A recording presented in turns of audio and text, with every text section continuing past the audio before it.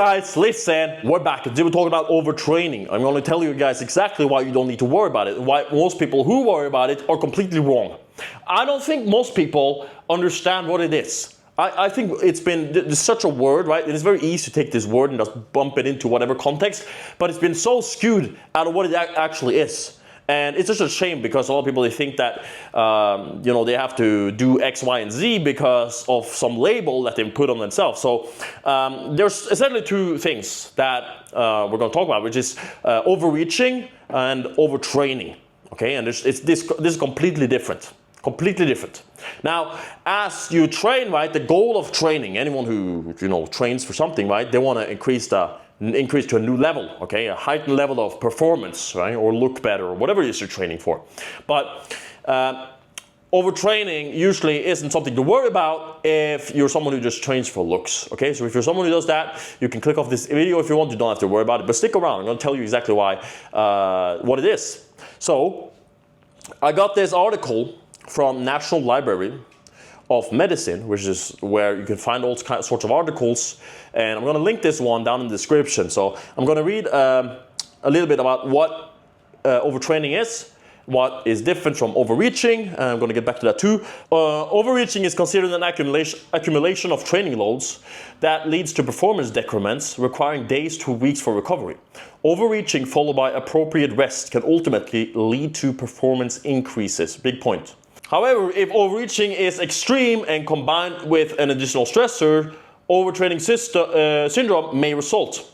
So we have difference, right, with overreaching and overtraining, and we can see that overreaching can lead to overtraining. Now, I'm going to talk about essentially what my experience is with this, right, because I've experienced this, not overtraining. I'm going to tell you why in a second, but when I was training for Muay Thai, right, I was training intensely 3 times a day, Muay Thai, back out on an island in Thailand called Koh Samui, and and it came to a point where I found myself fatigued just by, simple round on the pads. Usually you can do like a lot of them. The trainer that's holding the pads, you standing there, bam, bam, bam, bam, bam, and usually you go for around 3 minutes and you take a minute off and you go again, right? So eventually I started noticing that, because I've been training for a few months already, and I noticed that I was getting short-breathed, is that a word? Out of breath after just one round at least, right?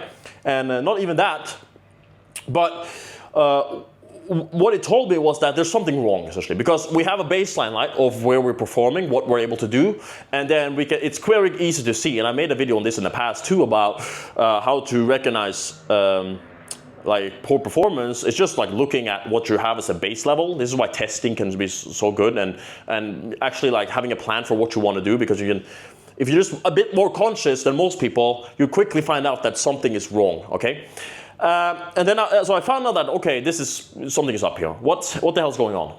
And so being a bit, nutty in my brain, I had to ask people, what the hell do I do? I can't even do 1 round on the pads. Is it okay for me to take a rest day, right? This is how you should work, right? Athletes, as someone who wants to perform at a high level, regardless if you're an athlete or not, but just the mindset of it, you have to be like a dog, all right, guys? You have to be a complete dog. You're the one who's dragging the leash. Other people are telling you to slow down. It's not their job to tell you to fuck off and do the work.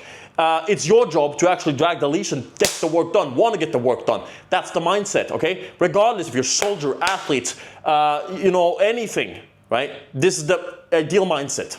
Now, so I asked people, right? And they were like, brother, take 2 days off. Just take 2 days off. And I was like, okay, right? I'll do that. And after 2 days off, it was better. It was a lot better. I was back on the pads and it started getting doing. I could do multiple rounds, right? So what did we see there? What was that a case of, right? A lot of people will be like, oh, you're overtraining, right? Wrong. This is functional overreaching. That's what it is. That's functional overreaching. And that's not dangerous at all. Right? And of course my performance got better after that, just by a little bit of rest. It might not have even been functional overreaching. It might have been just less than that.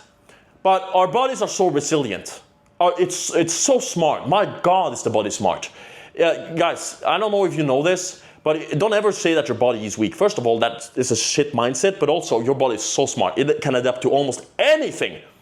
Anything, guys. So And everyone knows this too, what I'm saying here, because everyone knows that in order to increase performance, there have to be like a little bit of dip, and then the performance goes up, right? There's a bit dip, and then it goes up, right? So in the end, when you look at that, along a longer time span, you essentially see this linear graph, right? But if you zoom in on that, it's usually like bumps going down and going higher up. Boom, boom, and that's like performance decreases, right? Because of our, progressively overloading and getting more fatigued, and then that builds up through recovery, right? This is how training works. This is how building our bodies work. But so what we saw there was just an example of that, right? In real time, perhaps it was functional overreaching. Maybe it was not. It doesn't matter. We took a few days off. We rested. We recovered, and we were back on track. Very important point. Now, what most people get wrong about this is that they immediately, as soon as something like that happens, even if it doesn't happen, they immediately go to like, oh my God, I don't want to go into crisis mode. I need to just stop for like a week and a half. First of all, you're going to lose all your consistency, and you're going to be down for more than 1 week. You're going to be down for a month, right? But I think the biggest point of all this is that, and I made this comment in my Telegram the other day too. Listen up, okay? This is a big point. There's literally, or close to literally, 0 cases reported on overtraining syndrome, because one, overtraining is very, very difficult to diagnose because there's all these factors that come into it. So like you can just blaming it on training is very difficult, and being like, okay, this is way too much, right? So that's one thing, right? It's very difficult to understand, to figure out like, okay, is that overtraining or not, because of all the factors. And second of all, a lot of people, most people, they train like 3 times a week. How the hell are people sitting down for most of the day, 8 hours a day, more than that, and then going out to the gym like 1 hour a day and being even concerned remotely about overtraining? This is complete garbage. Like, how the hell did we get to this point even? How is this possible? For people to sit there in their caves, their offices, and be like, oh my God, I'm afraid of overtraining. When you have people out here like training the same amount of time, you're sitting down.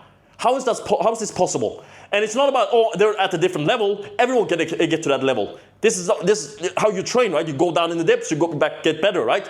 They've just done it for longer. But it's not that you, because you're special in any way, that you can't go and do the same. You're far from special. You're actually quite normal, okay?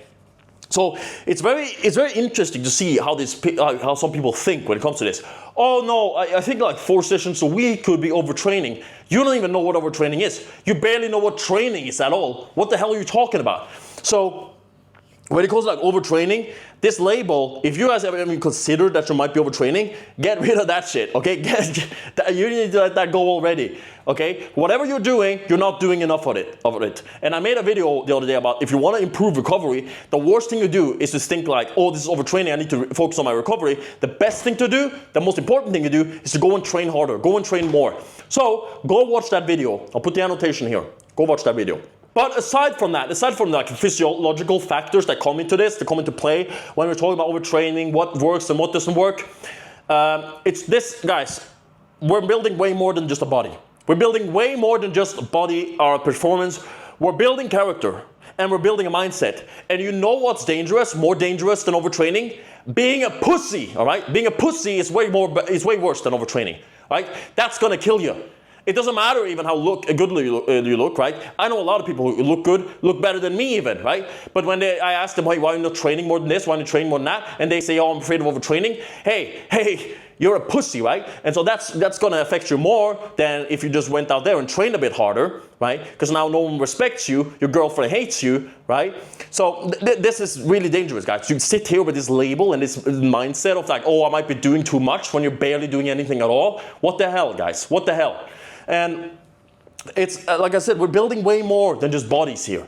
Guys, this mindset of, oh, I need to take it slow, it's been so dragged into the abyss. It's fucking crazy. It drives me nuts even, because I sometimes when I tell people about this, like, oh, you should do this, they're like, no, I can't do that. Yes, you can. Never ever say anything else. And I just urge you guys to go out there and try to push the limits more. I had this guy on my Instagram, he came to me asking me a question about, oh, hey, I feel this way, I feel fatigued, I feel like this, right? Which was probably just him experiencing something like overreaching because he felt like out of breath and stuff like that. And it's like, good man, This is good.